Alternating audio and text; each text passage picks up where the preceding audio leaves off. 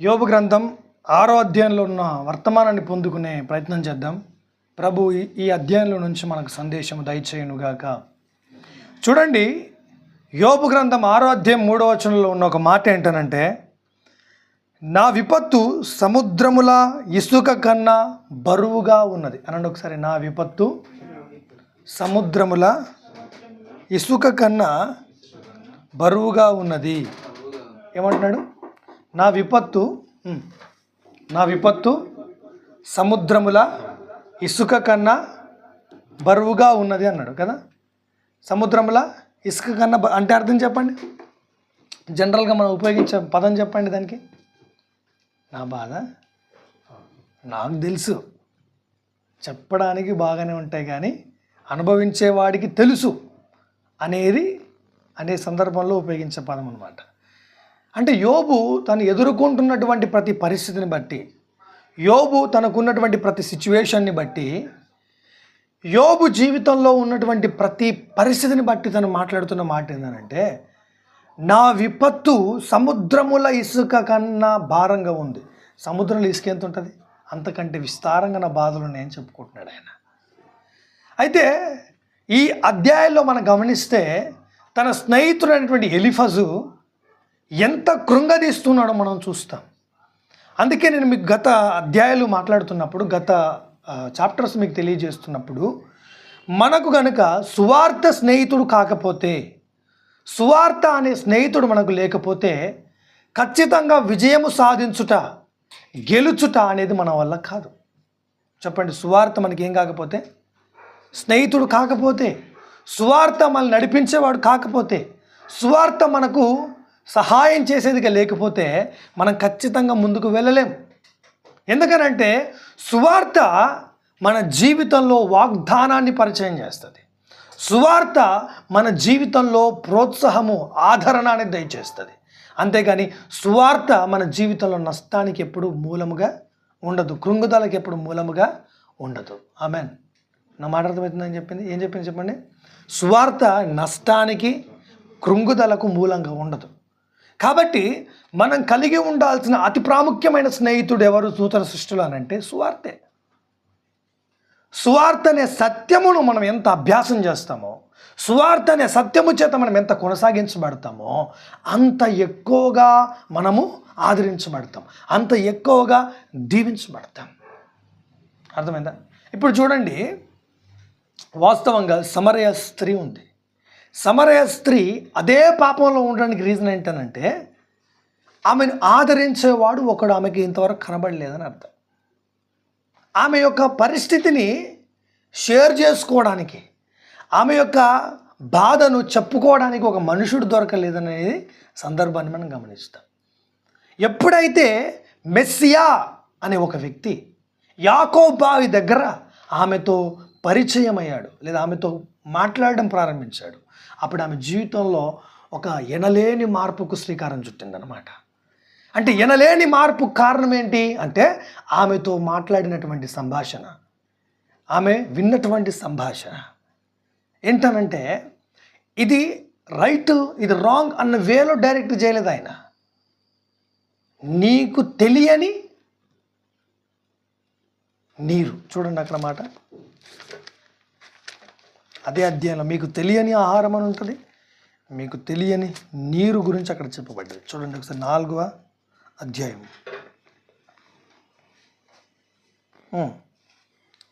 13వ వచనం.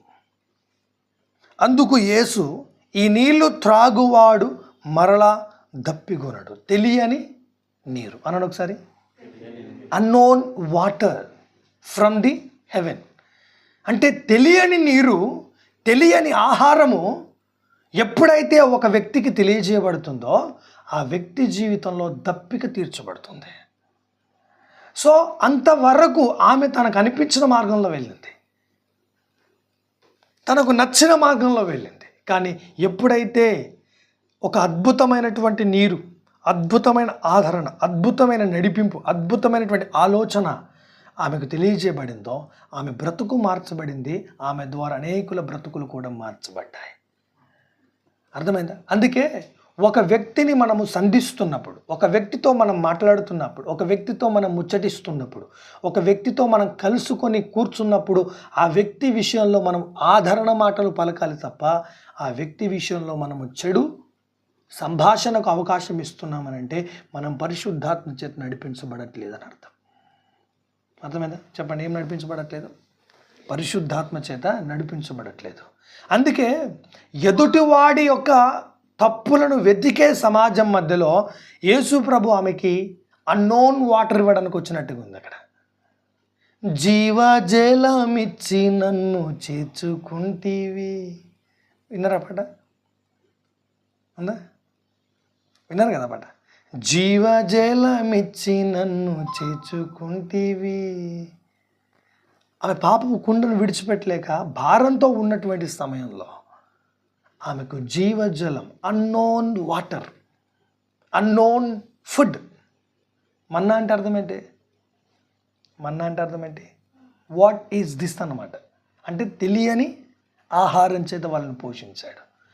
చూడండి, ప్రభు మనల్ని ఎప్పుడైనా ఎదుర్కొంటున్నప్పుడు ఎలా ఎదుర్కొంటాడంటే ప్రపంచం ఎదుర్కొన్నట్టుగా, మనుషులు ఎదుర్కొంటున్నట్టుగా ఆయన ఎదుర్కోవడం. ఆయన ఎదుర్కొంటున్న ప్రతిసారి కూడా అన్నోన్ థింగ్స్ని బయలుపరుస్తాడు, అన్నోన్ విషయాలు మనకు తెలియజేస్తాడు. అందుకే is a God of comforter. ఆయన పేరేం పేరు అంటే ఆదరణ దేవుడు, ఆదరించే ప్రభు. అందుకే నువ్వు మనుషుల వైపు చూడడం ఆపేయకపోతే నువ్వు విజయం సాధించలేవు. మనుషులతో కలిసి నడవాలనుకుంటే నువ్వు విజయం సాధించలేవు. అర్థమైందా? అందుకే ప్రభు మీకు మాట చెప్తాడు, గుర్తుందా? ఏంటి? 2-3 నామమున ఏకీభవించుట. చూడండి, ఆ ఏకీభవించుట అనేది చాలా టఫెస్ట్ థింగ్ అన్నమాట. అందుకే నేనేమన్నానంటే ఫస్ట్ నీవు ప్రభు సన్నిధిలో ఉపక్రమించు. నువ్వు నీ సన్నిధిలో ప్రభు సన్నిధిలో కూర్చో. తర్వాత నువ్వు చూడాల్సిన కార్యాలు ఆటోమేటిక్గా నువ్వు చూస్తావు. ఆటోమేటిక్గా నువ్వు విజన్స్ రూపంలో చూస్తావు.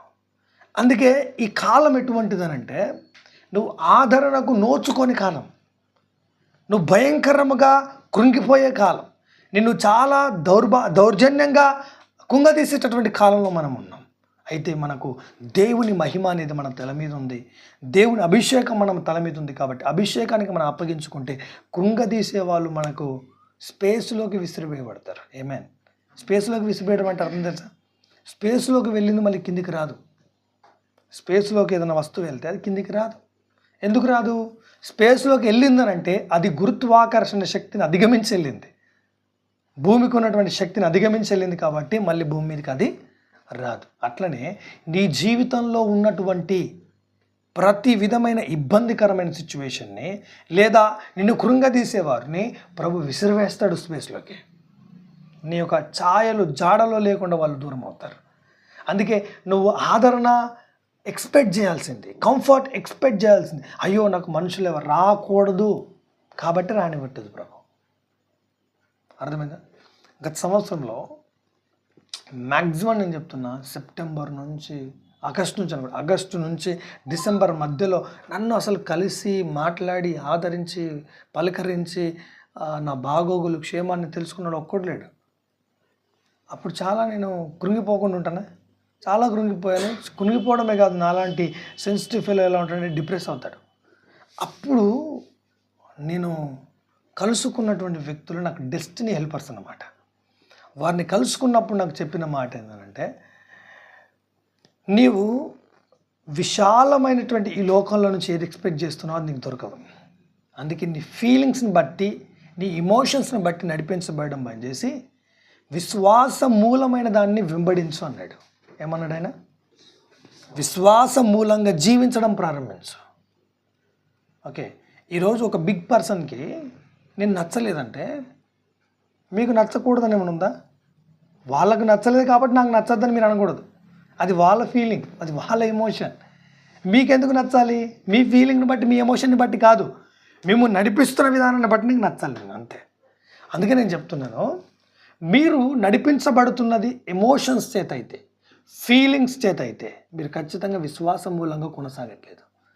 అలాంటి టైంలో ప్రతి మాట మిమ్మల్ని కృంగదీస్తూనే ఉంటుంది, ప్రతి మాట మిమ్మల్ని బలహీనపరుస్తూనే ఉంటుంది, ప్రతి మాట మీ యొక్క అపజయానికి కారణమవుతూనే ఉంటుంది.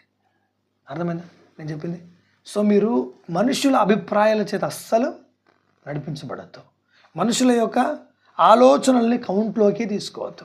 మనుషుల ఉద్దేశాలు ఎప్పుడు కూడా 100 మంది అతన్ని వెంబడిస్తున్నారు కాబట్టి అతను రైట్, అతన్ని ఎవరు వెంబడించట్లేదు కాబట్టి అతను రాంగ్. నో, అలాంటి జనరలైజ్డ్ థింగ్స్ని మనము అలో చేయొద్దు మన జీవితంలోకి. అర్థమైందా? జనరలైజ్డ్ థింగ్స్ని మనము అలో చేయొద్దు. ఇరుకు మార్గము విశాల మార్గం అనేది బైబిల్లో చెప్పబడిన ఒక సందర్భం. ఇరుకు మార్గం అంటే అది నరకపు మార్గం, లేదా పరలోకపు మార్గం. విశాల మార్గం అంటే అది నరకపు మార్గం. ఇలా మనము దాన్ని డిఫైన్ చేయకూడదు. ఇరుకు మార్గం అని అంటే ఫీలింగ్ చేత నడిపించబడిన మార్గం అన్నమాట. మనకు శరీరం ఉందా, ఎమోషన్స్ ఉన్నాయా, రక్తం ఉందా, హార్మోన్స్ ఉన్నాయి, ఇవన్నీ ఉన్నా ఇవన్నిటినీ కూడా క్రాస్ చేసి, ఇవన్నిటిని కూడా బైపాస్ చేసి జీవించే జీవితంలో మనం వెళ్తున్నప్పుడు మనకు డెస్టినీ హెల్పర్స్ పరిచయం అవుతారు. లేదంటే విశాల మార్గంలో, విశాలమైన అంటే అందరూ వెళ్ళేటటువంటి మార్గంలో మనం వెళ్తున్నప్పుడు మళ్ళీ తేలికపాటి టెంపరీ కంఫర్ట్ ఇచ్చేవారు, టెంపరీగా మనకు సహాయం చేసేవారు, టెంపరీగా మనల్ని చప్పట్లు కొట్టి బలపరిచేవారు మాత్రం దొరుకుతారు. నో, అది నీకు కాదు, అది నీది కాదు, పోర్షన్ కాదు, అది నీ యొక్క భాగము కాదు, అది నీ యొక్క స్వాస్థ్యం కాదు, అది నీ యొక్క ఆస్తి కాదు. That is not your portion.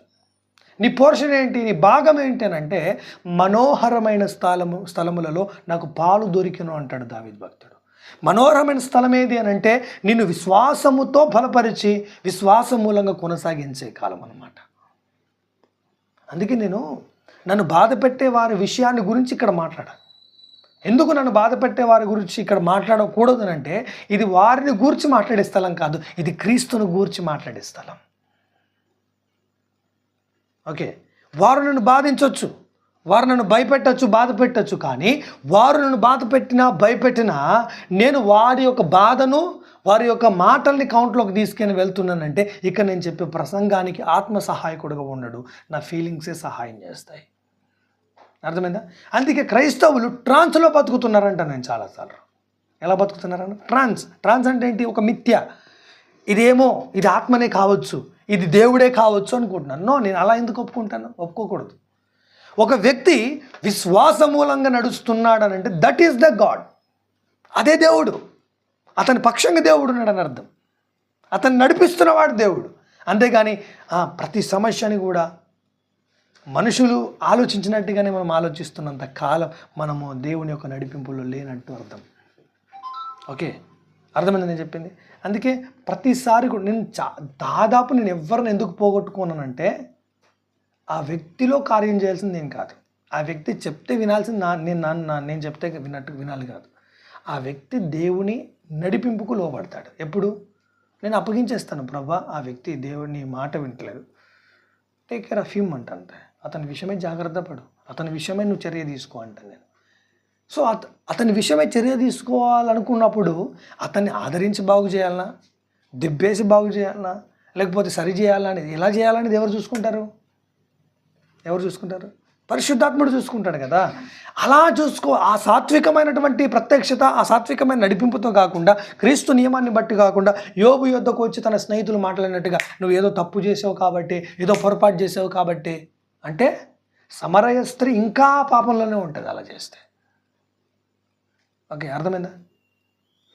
అలా కాదు మనం ఒక వ్యక్తితోనే సంభాషించాల్సిందే, ఒక వ్యక్తితో మనం మాట్లాడాల్సింది, ఒక వ్యక్తితో కన్వే చేయాల్సింది. అలా కాదు, ఒక వ్యక్తితో మనం మాట్లాడాల్సింది, ఒక వ్యక్తిని మనం నడిపించాల్సింది, అతని యొక్క తప్పులేంటి, నువ్వు సరి చేసుకోవాల్సింది ఏంటి అనేది కాదు. అర్థమైందా? అందుకే వాట్స్ మై డిమెరిట్స్ అని అడగకూడదు ఎప్పుడు కూడా. What are the my demerits అంటే నా యొక్క లోపాలేంటి అని ఎప్పుడు అడగకూడదు, గుర్తుపెట్టుకోండి. వాట్ ఆర్ మై మెరిట్స్ అని అడగాలి. అర్థమైనా? ఎప్పుడన్నా కంపెనీకి వెళ్తే ఒక మంచి స్టాండర్డ్ కంపెనీకి వెళ్తే ఒక సీఈఓతో మాట్లాడుతున్నప్పుడు అతను ఎట్లా మాట్లాడతాడు తెలుసా? ఎస్, నీ యొక్క ప్రొఫైల్ నాకు చాలా నచ్చింది, నీ యాటిట్యూడ్ నాకు చాలా నచ్చింది, నువ్వు వెళ్ళే విధానం కరెక్ట్ ఉంది, ఓకే ఏమైనా చేంజ్ ఉంటే తర్వాత చూద్దాం, ఇప్పుడైతే మీరు ఈ ప్యాకేజ్తో జాయిన్ అయిపోండి అని చెప్తాడు. ఇవి చేంజ్ చేసుకుని వస్తేనే నీకు ఇలా చేస్తాను అని చెప్పడం అంటే ఒక రైట్ వేలో ఉన్నటువంటి రైట్ పాత్ అన్నమాట అది. అర్థమైందా? అందుకే నన్ను చాలామంది అంటారు, వాడిని ఎందుకు దగ్గర రాణిస్తావు, వీడిని ఎందుకు దగ్గర రాణిస్తావు అంటే నేను అంటున్నాను, నేను వాడిని నమ్మి కాదు దగ్గర రానిచ్చింది, వాడికున్న మెరిట్ ఏంటి? Is a son of God. వాడుకున్న మెరిట్ ఏంటి? Is a new creation. నేను మోసపోవట్లే. నేను నమ్మిన దేన్ని?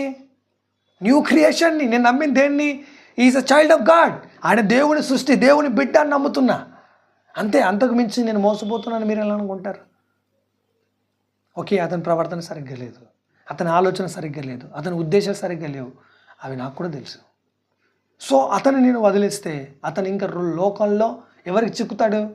అపవాది చేతుల్లో ఆయుధం అవుతాడు. అప్పుడు ఎవరు నష్టపోతాడు? వాడు నష్టపోతాడు, తన కుటుంబం నష్టపోతాడు, అందరూ నష్టపోతారు. అందుకే నేనేమన్నానంటే మనము ఒక వ్యక్తిని అప్పగించాల్సింది పరిశుద్ధాత్మనికి. అందుకే అపోస్తులుడన్న పౌలు గారు అపోస్తుల కార్యం 26వ అధ్యాయంలో ఒక మాట అంటాడు, చూడండి. అపోస్తుల కార్యములు 26వ అధ్యాయం. Thank you Jesus.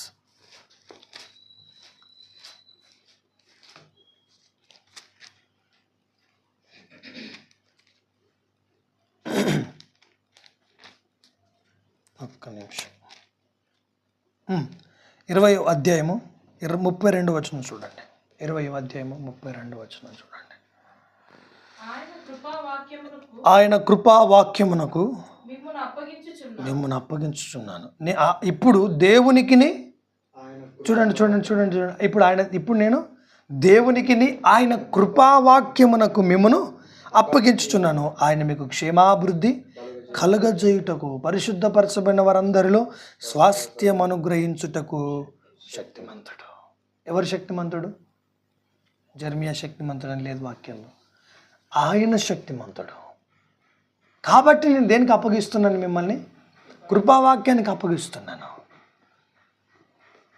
మీరు వెళ్ళే మార్గంలో నేను బాధపడుతూ ఉంటానేమో, కానీ ఇమ్మీడియట్గా నేను ఎవరికి అప్పగిస్తాను? ప్రభుకి అప్పగిస్తాను, అంతే. ఆయన మీకు క్షేమాభివృద్ధి కలగజేస్తాడు. ఆయన మిమ్మల్ని విస్తరింపజేస్తాడు. ఆయన మిమ్మల్ని ఆదరిస్తాడు. ఆయన మిమ్మల్ని సరి చేస్తాడు. నేను ఎవరిని? అందుకే ఒక మనుషునితో మాట్లాడుతున్నప్పుడు నువ్వేదో చేసావు కాబట్టి, నువ్వేదో తప్పిదంలో ఉన్నావు కాబట్టి నీకు ఇలా జరుగుతుందని తీర్పు తీర్చొద్దు. ఓకే, దానికి రకరకాల ఫ్యాక్టర్స్ కారణమై ఉండొచ్చు. ఓకే, నా జీవితంలో కొన్ని తుఫాన్లు రావడానికి నేను రాంగ్ కాదు. నా జీవితంలో నేను కాదు దానికి కారణమని నేను అన్ను. నేను కారణమై ఉంటాను. కానీ నేనేమన్నానంటే నువ్వు నాతో మాట్లాడుతున్నప్పుడు నువ్వు అది చేసావు కాబట్టి అని అంటున్నావనంటే నన్ను నువ్వేం చేస్తున్నావు? కృంగదీయడానికి ప్రయత్నం చేస్తున్నావు. నేను బ్రతకకుండా నిలబడడానికి నువ్వు కృషి చేస్తున్నావు అని అర్థం. ఓకే, ఇప్పుడు సమాధిలో లాజరు ఉన్నాడు. కంపు కొడతాడని తెలీదా? ఎవరికైనా తెలుసా? తెలీదా? కంపే కొడతాడు వాడు. కానీ యేసు ప్రభు ఏమన్నాడు? ఆ రాయిని తొలగించు, ఆ బండను తొలగించు, లాజరు బయటకు రా అన్నప్పుడు ఎవరు వచ్చారు? శ్వేత వస్త్రములతో బయటకు వచ్చాడు. నేనేమన్నానంటే ఒక వ్యక్తి ఎటువంటి పరిస్థితుల్లో ఉన్నా సరే నువ్వు జీవాన్ని విడుదల చేయతని మీదకి రిలీజ్ ద లైఫ్, అంతే. రిలీజ్ ద లైఫ్, జీవాన్ని విడుదల చేయి. ఎప్పుడైతే నువ్వు జీవాన్ని విడుదల చేయడం అనేది ప్రారంభిస్తావో ఆ జీవము చేత ఆ వ్యక్తి బాగుపడతాడు. వాక్యంలో ఉంటుంది, యేసుక్రీస్తుతో కూడా అతను భోజనం చేస్తున్నాడు 12వ అధ్యాయంలో. అదే అధ్యాయంలో ఉంటుంది, అతన్ని చూడ్డానికి వచ్చిన వారందరూ యేసుక్రీస్తునందు విశ్వాసం వచ్చారు. అక్కడ కూడా దేవుని మహిమ బయలుపరచబడింది. This is a glory revealed area. ఎప్పుడైతే నువ్వు ఒక వ్యక్తిని ఆదరిస్తావో, ఒక వ్యక్తిని నువ్వు కృపా వాక్యము చేత సువార్త చేత ఎదుర్కొంటావో అక్కడ నువ్వు దేవుణ్ణి మహింపరుస్తున్నావు. నీ అభిప్రాయం చేత వీడిని నేను ఏదో రకంగా కొట్టాలి గట్టిగా, వీడికి చెప్పలేదు అనుకో, వీడు మారడు. నువ్వెవరు మార్చడానికి? నువ్వు మారితే నేను మారిపోతానా? నేను మారితే నువ్వు మారిపోతావు? మారవుగా. కానీ నువ్వు అప్పగించబడింది దేనికి? కృపావాక్యానికి. కృపావాక్యానికి ఉన్న శక్తి ఏంటి? దేవునికి ఉన్న శక్తి ఏంటి? నిన్ను ఆదరించడానికి, క్షేమాభివృద్ధి కలగజేయడానికి ఆయన శక్తిమంతుడు. Yes are no? సో ఆ శక్తికి మిమ్మల్ని అప్పగించినప్పుడు నేనెందుకు ఇంకా కుంగిపోవాలో, భయపడాలా? అర్థమైంది నేను చెప్పింది. సో యోబు స్నేహితులు తనతో ఉన్నట్టుగా మనం ఎవరితో వ్యవహరించకూడదు. ఒకవేళ యోబు స్నేహితుల వల్ల మీతో వ్యవహరిస్తున్న వారి విషయంలో కూడా మీరు ఎలా ఉండాలి? జాగ్రత్తగా ఉండాలి. వీళ్ళు నా జీవితంలో డెస్టినీ హెల్పర్స్ గారు, వీరు నా యొక్క డిస్ట్రాయర్స్ అన్నాం. They are not destiny helpers, they are destroyers. మనల్ని కూల్చేవారు వాళ్ళు. అర్థమైందా? ఇప్పుడు నెహమ్యా ఉన్నాడమ్మా. నెహమ్యా ప్రాకారాలు కడతానన్నాడు. కడతానంటే సన్వలప్, తోబియా, గేషం అనే ముగ్గురు వచ్చి కడతావా అన్నారు. 52 రోజుల్లో కడతానంటే 52 రోజుల్లో కడతావు నువ్వు, నక్కచ్చి ఎగిరితే కూలిపోతారా గోడ అన్నారు అనమాట. అంటే ఇంతగా కృంగదీసే వాళ్ళు అక్కడ మోపోయారు. కత్తి పట్టుకొని తాపి పని చేస్తున్నారు అక్కడ. అంటే శత్రువుని ఎదుర్కొంటున్నారు, పనిచేస్తున్నారు. అంత భయానకమైన పరిస్థితుల్లో కూడా 52 రోజుల్లో దేవుని మహిమ కొరకు అక్కడ మందిరం నిలబెట్టబడింది. This is the God's glory. నీ చెవులు ప్రభు వర్తమానం వినడానికి మాత్రమే సృష్టించబడ్డాయి. నువ్వు నమ్మిది. Amen. You are the new creation. నువ్వు క్రొత్త సృష్టిలో నీకు దేవుని యొక్క వాక్యము, దేవుని యొక్క సందేశము రావడానికి మాత్రమే దేవుడు చెవులను ఇచ్చాడు. హల్లెలూయా. అర్థమైంది నేను చెప్పింది? సో ఎవరి గురించి నువ్వు వినొద్దు, ఎవరి గురించి నువ్వు మాట్లాడద్దు, ఎవరి గురించి విచారించద్దు. ఏ పరిస్థితిలో అయినా సరే కృపా వాక్యానికి అప్పగించు. గ్రేస్ ఈజ్ నథింగ్ బట్, అది బలహీనతలలో సహాయం చేస్తుంది అన్నమాట. కృప అంటే ఏంటి? క్వాలిఫైడ్ పర్సన్స్కి ఇచ్చేది కృప. లోక భాషలో చెప్పాను అనుకోండి, ఒక మంచి క్వాలిఫైడ్ పర్సన్కి ఇచ్చామనుకో, ఇట్ ఈజ్ అది దాన్ని ఏమంటారు? అది ఫేవర్ కాదు, అది గిఫ్ట్, అదొక జీతం అవుతుంది. ఒకవేళ అసలు దేనికి పనికిరాని ఒక వ్యక్తికి ఇచ్చామనుకో, అది అన్యాయం అవుతుంది. కానీ కృప అంటే ఏంటి? అర్హత లేకపోయినా నీకు ఇస్తున్నాడు ఆయన. నేనేమన్నాను? నేను అర్హుడిని కాదు ఈ ప్రాంతంలో పరిచర్య మోయడానికి, ఈ ప్రాంతంలో వాక్యం చెప్పడానికి, ఈ ప్రాంతంలో 1,00,000 మందికి పాస్టర్, నాకు అర్హత ఏమీ లేదు. కానీ ఈ ప్రాంతంలో ప్రభు కృపను కలిగిన వ్యక్తిగా నేను మాట్లాడుతున్నాను. అది ఆయన కృపకే సాధ్యం, జెర్మియాకు సాధ్యం కాదు. జెర్మియాకు అసలు సీనే లేదు. ఓకే, ఏం లేదు, సీన్ లేదు. కానీ ఎవరికి అంత ఉన్నతమైనటువంటి కృప ఉంది, ఎవరికి అంత శక్తి ఉందనంటే ఆయన వాక్యానికి. నేను నమ్ముతున్నది నా యొక్క ఆలోచనని కాదు, నేను నమ్ముతుంది నాకు ఉన్నటువంటి సామర్థ్యాన్ని కాదు, ఆయన కృప. నేను ఎంత బలహీననో నాకు తెలుసు. ఈ బలహీనతల్లో ఆయన కృప ఎంత సహాయం చేస్తుందో నేను చూస్తున్నాను. By is glory, by is power, by is grace, by is favour, ఆయన కృప శక్తి చేత నేను బ్రతకడం అనేది స్టార్ట్ చేసిన. ఓకే, మన చెవులు దేవుని స్వరాన్ని వినడానికి చాలా యాక్టివ్గా ఉండాలి.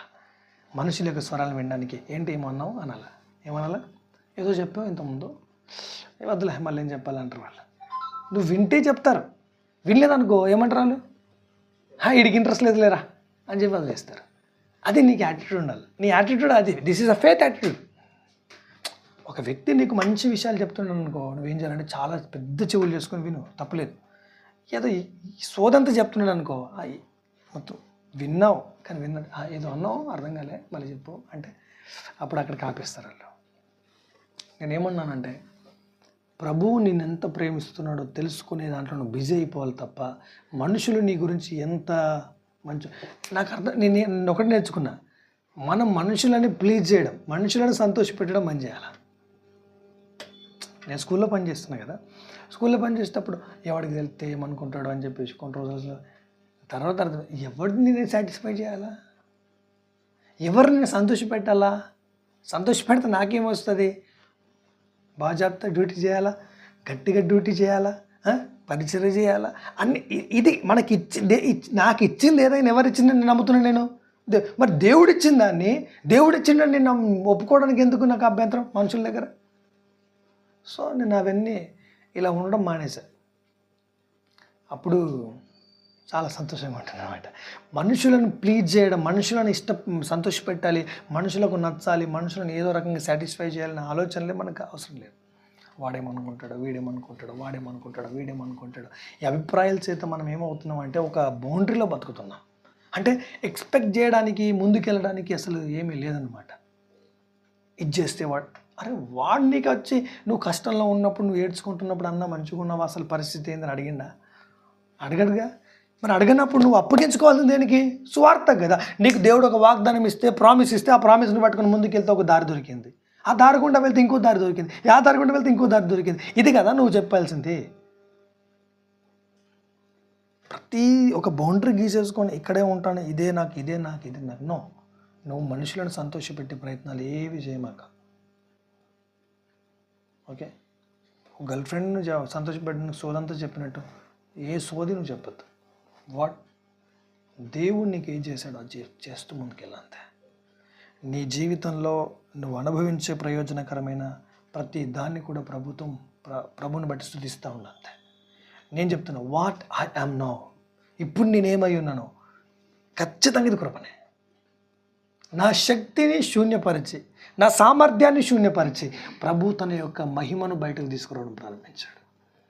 This is the glory of God అనమాట. 2024 ముందున్న దరిద్రుడు అనే వ్యక్తి ఒక సువర్ణముగా ఆశీర్వాదకరంగా మారుస్తున్నటువంటి దేవుడు అనమాట.